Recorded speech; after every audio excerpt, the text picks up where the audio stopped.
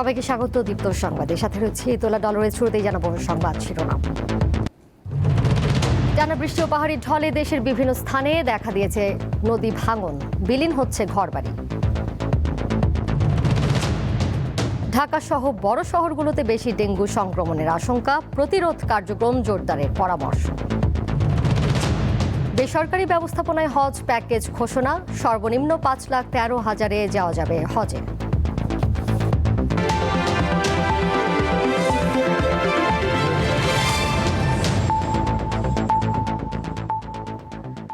টানা বৃষ্টিতে ঠাকুরগাঁওয়ের টাঙ্গন নদীতে দেখা দিয়েছে তীব্র ভাঙন। সম্প্রতি পানি বেড়ে যাওয়ায় নদী তীরের অনেক বাড়ি ঘর বিলীন হয়ে গেছে। এছাড়া পানি বেড়েছে শেরপুর, মাদারীপুর ও গাইবান্ধার নদ নদীতেও। কারো পুরো ভিটে মাটি, কারো বা বেঁচে থাকার শেষ সম্বলটুকুও চলে গেছে টাঙ্গন নদীর পেটে। মাথা গোজার ঠাঁই হারিয়ে অসহায় পরিবারগুলোর দিন কাটছে খোলা আকাশের নিচে। নদীর উপরে নির্মাণাধীন সেতুটি নদী ভাঙনের মূল কারণ বলে মনে করছেন স্থানীয়রা। তাদের অভিযোগ, অপরিকল্পিতভাবে ভেকু ও ড্রেজার বসিয়ে প্রতিদিন নদীর বুক থেকে তোলা হচ্ছে টন টন বালু। এতেই হচ্ছে নদী ভাঙন। ব্রিজ হওয়ার কারণে আমাদের এই পাশে সাইডটা কাটে নেওয়া হয়েছে। কাটে নেওয়ার ফলে আমাদের ঘর ছিল এই পাশে, আমাদের ঘরের মাটিগুলো সব ভেঙে ভেঙে পড়ে যাচ্ছে। টাঙ্গন নদীর পানির জন্য ঘর বাড়ি যা আছে সব ভাসে গেছে। 2টা রুমও গেছে, আরো ভাঙতেছে। প্রকল্পের কাজ সহজ করতে অনিয়ন্ত্রিতভাবে নদীর মূল গতিপথ বদলে দেওয়া হয়েছে বলে স্বীকার করেছে পানি উন্নয়ন বোর্ড। তাদের যে অবস্থানটা সেটা কিন্তু সরকারি খাস জমি, এবং খাস জমি শুধু না, এটা কিন্তু নদীর খাস জমি। ড্রেজার মেশিন এখানে থাকার কোনো সুযোগ নাই। এখন কোন কারণে এখানে আছে আমি ঠিক জানি না, কিন্তু বালুমহল আমার জানা মতো একটা আছে না, এখানে একটা বালুমহল আছে। বর্ষায় ভয়ানক রূপ ধারণ করে শেরপুরের নলিতাবাড়ির খরস্রোতা চেল্লাখালী নদী। তীব্র স্রোতে এরই মধ্যে নদীগর্ভে বিলীন হয়েছে বাতকুচি গ্রামের সেতু ও কাঠের সাঁকো। বর্তমানে এই গ্রামের বাসিন্দাদের চলাচলের একমাত্র ভরসা নৌকা। আর নদীর পানি আর পাহাড়ের পানি একযোগ হয়ে আমাদের এনে পুল আছেন, যে পুলটা ভেঙে গেছে। করে ব্রিজটা আমরা সরকারের কাছে আবেদন করে ব্রিজটা চাই। ব্রিজটা চলাচলের মেন রাস্তা হইতেছে এটা বারোমারি যাওয়ার জন্য। মাদারীপুরের শিবচরের আড়িয়াল খাঁ নদের উপর নির্মিত সেতুর পশ্চিম প্রান্তের দক্ষিণ পাশের পিলারের নিচে ব্যাপক ভাঙন দেখা দিয়েছে। হুমকিতে পড়েছে 3 ইউনিয়নের সাথে সদর উপজেলার যোগাযোগের একমাত্র এই মাধ্যম। এটা আমাদের খুব আশার একটা ব্রিজ ছিল, কিন্তু এটা এখন খুব শঙ্কার মুখে আছে। ব্রিজ ভেঙে গেলে আমাদের এই এলাকার মানুষ অনেক ক্ষতি হবে, তাই আমরা সরকার আবেদন করতে চাই আমরা এই নদী ভাঙনটা ফিরিয়ে দেখ।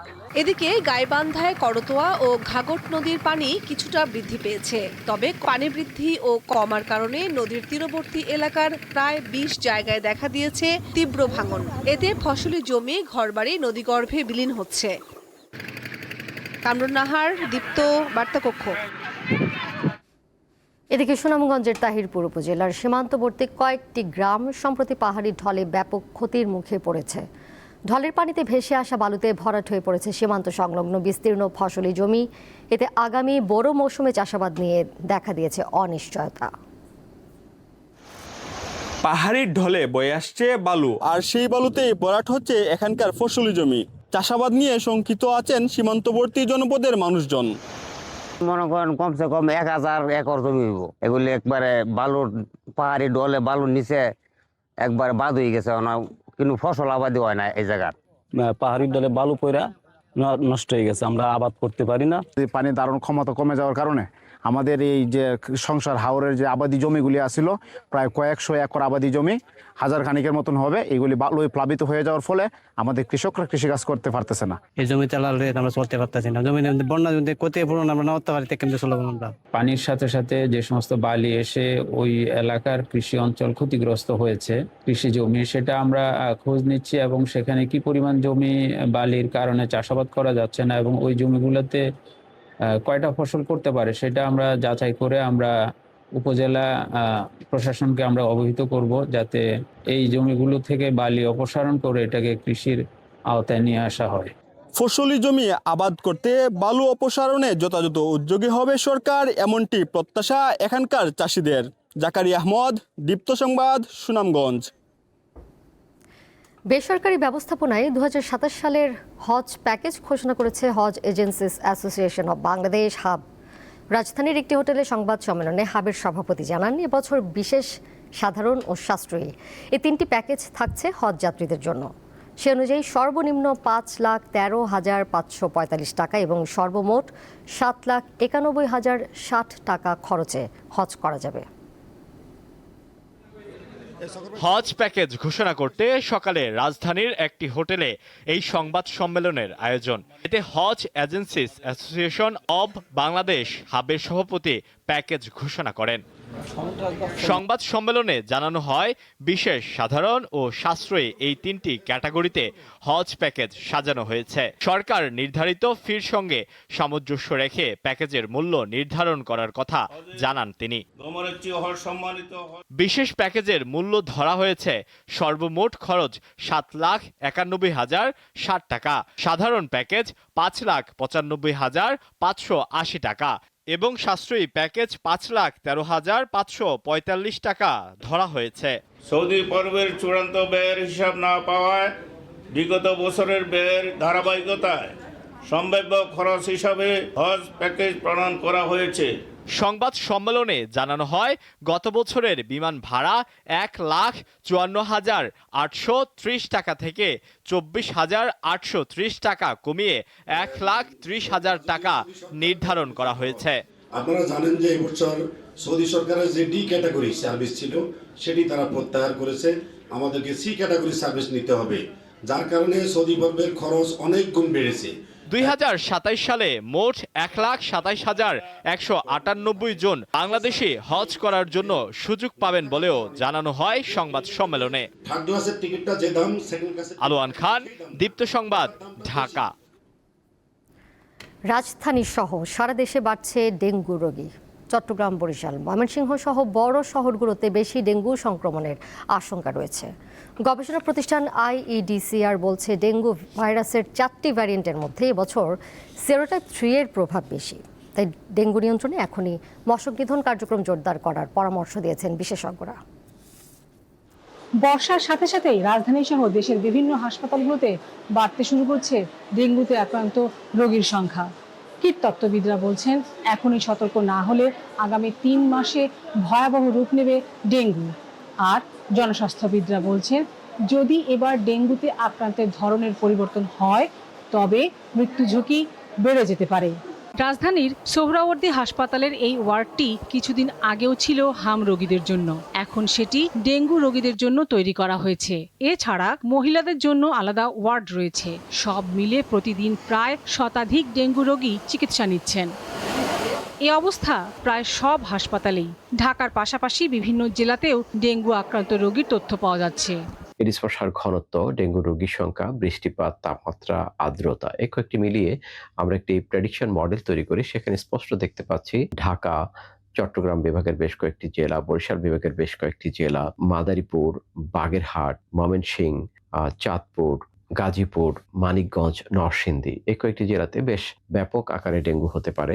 সম্প্রতি রোগতত্ত্ব, রোগ নিয়ন্ত্রণ ও গবেষণা প্রতিষ্ঠান IEDCR ডেঙ্গু রোগীর নমুনা পরীক্ষা করে। এতে ডেঙ্গুর 4টি ধরনের মধ্যে ডেন 3 প্রভাব বেশি পেয়েছে। একজন ব্যক্তি একাধিকবার ডেঙ্গুতে আক্রান্ত হলে তার মৃত্যু ঝুঁকি বেশি বলে জানান এই জনস্বাস্থ্যবিদ। এবারে যতটুকু জানা যাচ্ছে যে সেরোটাইপ 3 এটা একটু বেশি 2 এর তুলনায়। তো যদি ডেন 2 এবং ডেন 3 থাকে তাহলে আমাদের ডেঙ্গি গতবারের মতোই হওয়ার আশঙ্কা আছে। যদি কোনো সেরোটাইপ পরিবর্তন হয়, এখানে যদি ডেন 1 বা ডেন 4 আসে, তাহলে কিন্তু আশঙ্কা আছে যে রোগীর সংখ্যা হঠাৎ করে অনেক বেড়ে যেতে পারে, 2019 বা 2023-এর মতো। 4 বছর পর 3 বছর পর এরকম একটা আশঙ্কা থাকে। চিকিৎসকরা জানান, ভাইরাসের ধরনের পরিবর্তন হলে শরীরের বিভিন্ন অঙ্গ প্রত্যঙ্গ ক্ষতিগ্রস্ত হতে পারে। আগে যে আমাদের ডেঙ্গু সিমটম যেগুলো তো অনেক অ্যাসাইটিস ছিল, পানি থাকতো পেটের মধ্যে বা সিভিয়ার ডেঙ্গু বলতাম, সেটা থেকে একটু ভিন্নতা আছে। এমন পরিস্থিতিতে বাসাবাড়িতে যেন পানি জমে না থাকে সে বিষয়ে সচেতন থাকা এবং মশক নিধন কার্যক্রম জোরদার করার পরামর্শ বিশেষজ্ঞদের। লাবণী গুহ, দীপ্ত সংবাদ, ঢাকা। যাচ্ছি পরের প্রসঙ্গে। সাতক্ষীরা 4 আসনের সংসদ সদস্য ও জামায়াতে ইসলামীর নেতা গাজী নজরুল ইসলামের পদত্যাগ দাবিতে বিক্ষোভ মিছিল ও প্রতিবাদ সমাবেশ হয়েছে।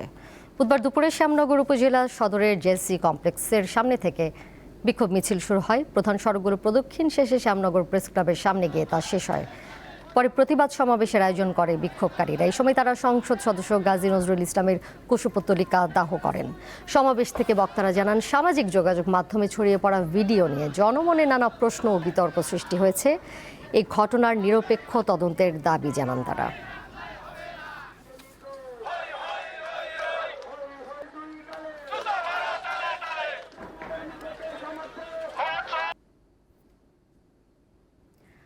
আগামী 28শে জুলাই বিশ্ব প্রকৃতি সংরক্ষণ দিবস পালিত হবে। প্রাকৃতিক সম্পদ সংরক্ষণ, উদ্ভিদ ও প্রাণী জগতের সুরক্ষা, জীববৈচিত্র্য হ্রাস ও দূষণের মতো পরিবেশগত হুমকি সম্পর্কে সচেতনতা বাড়াতে এই দিনটি পালন করা হয়। বাংলাদেশের প্রাণ প্রকৃতি নিয়ে দীপ্ত টিভি ধারাবাহিক প্রতিবেদন প্রচার করছে। আজ থাকছে অবাধে বনভূমি দখল নিয়ে প্রতিবেদন।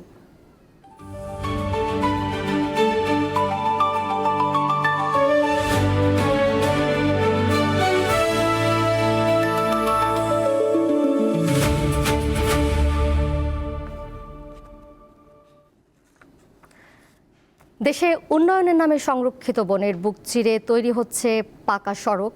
হুমকির মুখে পড়েছে শতবর্ষী প্রাচীন গাছ, বন্যপ্রাণীর বিচরণ কেন্দ্র এবং আবাসস্থল।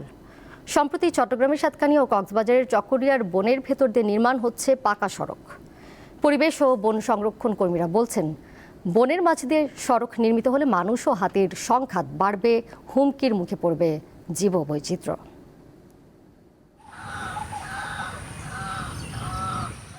একসময় চট্টগ্রামের সাতকানিয়া উপজেলার পুরামগড় ইউনিয়নের বৈতরণী এলাকায় বিস্তীর্ণ বনাঞ্চল ছিল বন্য প্রাণীর নিরাপদ আবাসস্থল। কিন্তু দীর্ঘদিন ধরে বনভূমি দখল ও অব্যবস্থাপনার কারণে সেই বন বর্তমানে প্রায় বিলুপ্তির পথে। এতে কমে গেছে বন্য প্রাণীর বিচরণ। বনাঞ্চলের ভেতর দিয়ে দুটি সড়ক নির্মাণ নিয়ে আপত্তি জানিয়েছে বন বিভাগ। তবে আপত্তি সত্ত্বেও সড়ক নির্মাণের প্রক্রিয়া বন্ধ হয়নি।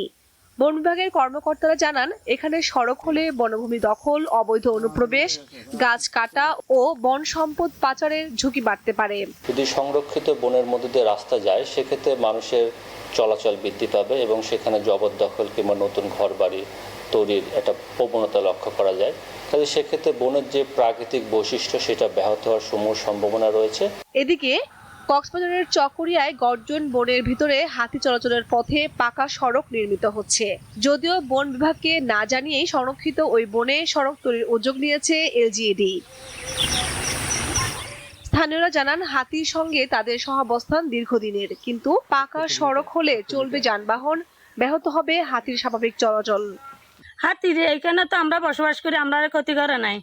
ওই ধান পাকলে একটু ধানে ক্ষতি করে, না হলে ক্ষতি করে নাই। ওইটা আমরা বসবাস, ছোট বাচ্চা নিয়ে বসবাস করি না। বন বিভাগের কর্মকর্তারা জানান, এই অবস্থায় বনের ভিতরে সড়কটি নির্মিত হলে হাতি চলাচল ব্যাহত ও নষ্ট হবে বনের প্রাকৃতিক অখণ্ডতা। এখানে এশীয় হাতির চলাচলের পথ, এছাড়াও অন্যান্য বন্যপ্রাণী ওই বনে রয়েছে। পুরোদস্তুর ওখানে রাস্তা করা হলে জীববৈচিত্র্য তথা প্রাকৃতিক ভারসাম্য বিঘ্নিত হবে। কক্সবাজারের সংরক্ষিত বনভূমিতে 2017 সালের আগস্টে রোহিঙ্গারা আশ্রয় নিলে হাতির দুটি গুরুত্বপূর্ণ করিডোর বন্ধ হয়ে যায়। এছাড়া জঙ্গলে হাতিকে গুলি করে হত্যার ঘটনাও ঘটছে প্রায়ই। বন অধিদপ্তরের তথ্য মতে 2016 থেকে 2025 সাল পর্যন্ত কক্সবাজারে গুলিতে মারা গেছে কমপক্ষে 9টি হাতি। কামরুন নাহার, দীপ্ত, বার্তাকক্ষ। এবারে কেওয়াই স্টিল চট্টগ্রাম সংবাদ।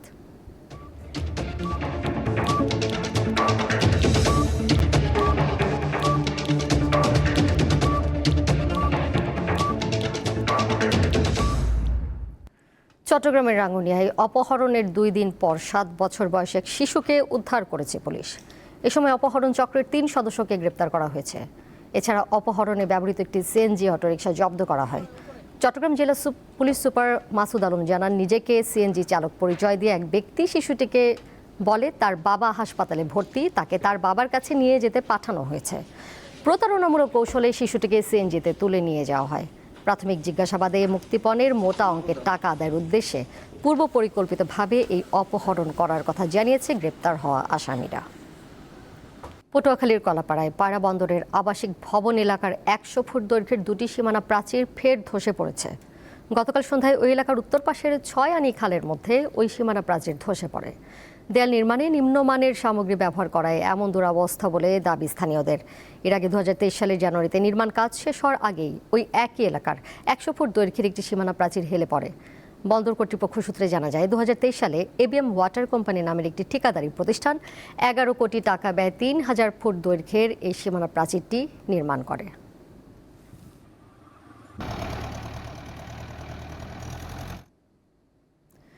পৃথক অভিযানে প্রায় 2,38,70,000 টাকা মূল্যের বিপুল পরিমাণ ভারতীয় শাড়ি ও দুটি যানবাহন জব্দ করেছে বিজিবি জানায় বুধবার ভোরে ফেনী সদর উপজেলার গীতাবাড়ি বিওপি ও ফুলগাজী উপজেলার কমুয়া বিওপির সীমান্ত এলাকায় বিশেষ টহল দল মাদক ও চোরাচালান বিরোধী অভিযান পরিচালনা করে। এ সময় ওই এলাকায় মালিকবিহীন অবস্থায় দুটি যানবাহন এবং বিপুল পরিমাণ ভারতীয় শাড়ি জব্দ করে। জব্দ শাড়ি ও যানবাহনের আনুমানিক বাজার মূল্য 2,38,70,000 টাকা। বিজিবির কুমিল্লা ব্যাটালিয়ন জানিয়েছে জব্দ মালামাল আইনগত প্রক্রিয়া শেষে কাস্টমস কর্তৃপক্ষের কাছে হস্তান্তর করা হবে।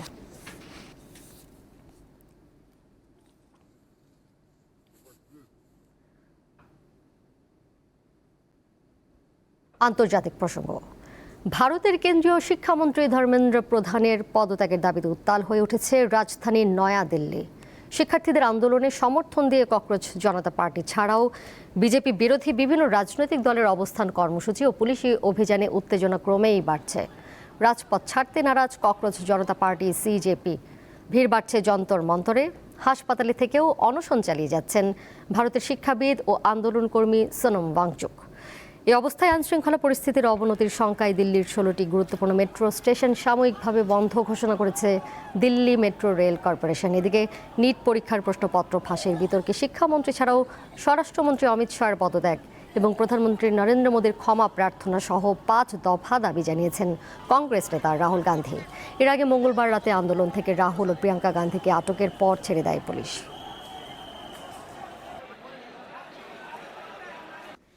ইরানে টানা 11তম দিনের মতো হামলা চালিয়েছে যুক্তরাষ্ট্র। বুধবার ভোরে রাজধানী তেহরান সহ দেশটির বিভিন্ন এলাকায় থাকা সামরিক স্থাপনায় হামলার দাবি মার্কিন সেন্টকমের। এছাড়া পিক্যাক্স মাউন্টেন নামক ইরানের একটি সন্দেহভাজন পারমাণবিক স্থাপনায় শিগগিরই ভয়াবহ হামলার হুমকি দিয়েছেন ট্রাম্প। এতে করে উপসাগরীয় অঞ্চলে যুদ্ধের পরিধি আরও বাড়বে বলে হুঁশিয়ারি দিয়েছে তেহরান। এমনকি প্রতিশোধ নিতে বাহরাইন, কুয়েত ও জর্ডানে থাকা মার্কিন স্থাপনা ও ঘাঁটি লক্ষ্য করে পাল্টা হামলা অব্যাহত রেখেছে ইরান। ওয়াশিংটন তেহরানের মধ্যে যুদ্ধবিরতি কার্যকরে পাকিস্তান মধ্যস্থতার চেষ্টা অব্যাহত রাখলেও নতুন কোনো সমঝোতার ইঙ্গিত মেলেনি বলে জানিয়েছে পাকিস্তানি গণমাধ্যম।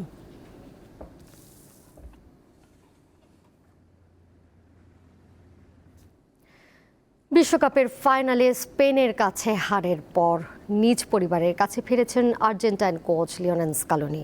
নিজ শহরে ফিরে আবারও কাঁদলেন তিনি। আর্জেন্টিনায় ফিরে সংবাদ সম্মেলনে নিজেকে ধরে রাখতে পারেননি লিওনেল স্কালোনি। প্রশ্নোত্তর পর্ব শেষ না করে কাঁদতে কাঁদতে সম্মেলন কক্ষ ছাড়েন কোচ। অবশ্য নিজেকে সামনে নিয়েছিলেন পরে। পূজাতই পরিবারের কাছে যাওয়ার আগে বেশ বলিষ্ঠ ছিল তার কণ্ঠস্বর। কিন্তু নিজ শহরে ফিরে চেনা জানা মানুষদের সামনে আবারও কেঁদেছেন স্কালোনি।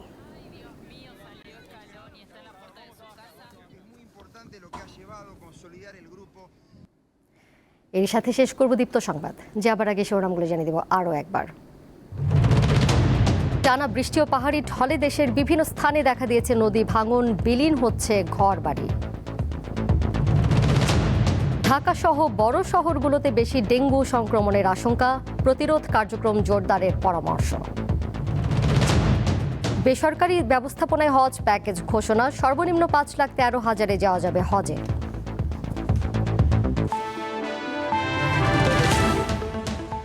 এই ছিল এখনকার মতো। পরের সংখ্যা দেখবেন সন্ধ্যা 6:40। এছাড়াও আরও তথ্য এবং বিনোদনের নানা খবরাখবর জানতে যুক্ত থাকুন দীপ্ত ডিজিটাল প্ল্যাটফর্মে। সবাইকে ধন্যবাদ এতক্ষণ সাথে থাকার জন্য।